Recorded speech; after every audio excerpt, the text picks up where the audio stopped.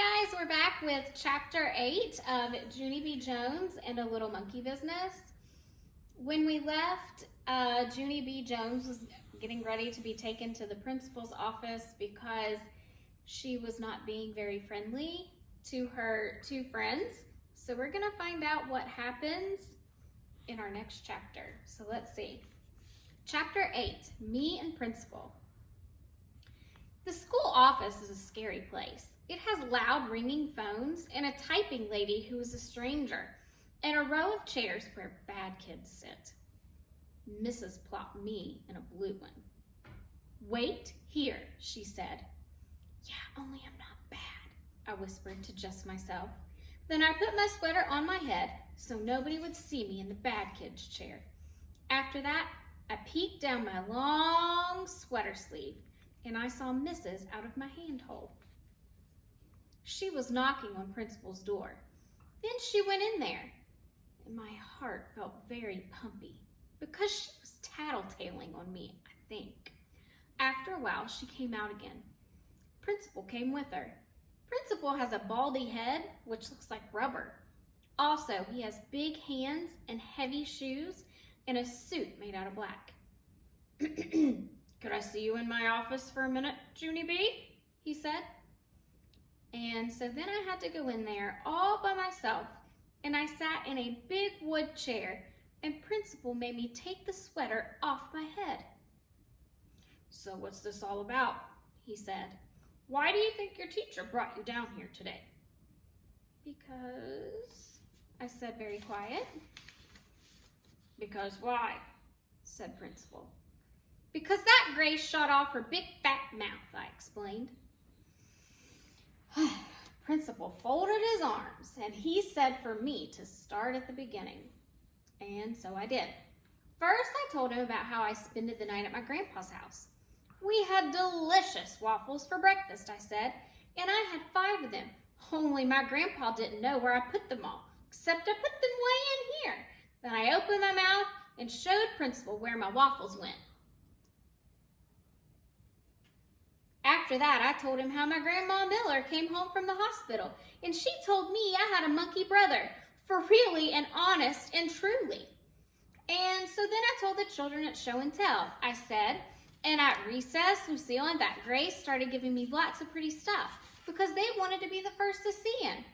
"Except too bad for me," I said, because when we came inside, Mrs. found out about the snack tickets, and then that dumb Grace shot off her big fat mouth about her shoes. And so I got marched down here, and I had to sit in the bad kid's chair. Then I smoothed my skirt. "The end," I said nicely. Principal rubbed his head that looks like rubber. "Junie B, maybe we should go back to when your grandmother came home from the hospital," he said. "Can you remember exactly what she said about your brother being a monkey?" I scrunched my eyes real tight to remember. "Yes," I said. "Grandma Miller said he was the cutest little monkey she ever saw." The principal closed his eyes. "Ah," he said kind of quiet. "Now I get it." After that, he smiled a little bit. "You see, Junie B, when your grandmother called your brother a little monkey, she didn't mean he was a real little monkey. She just meant he was, well, cute." "I know he's cute," I said. "That's because all monkeys are cute, except for I don't like the big kind that can kill you." The principal shook his head. "No, Junie B, that's not what I mean. I mean, your brother isn't really a monkey at all. He's just a little baby boy."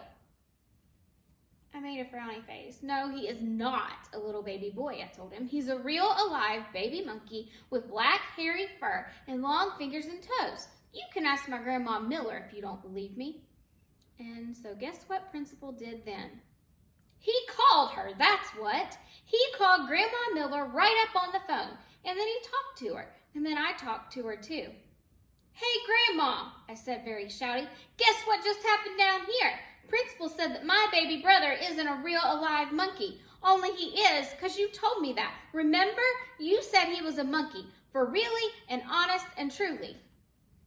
Then Grandma Miller said she was very sorry, but she didn't mean he was a real monkey.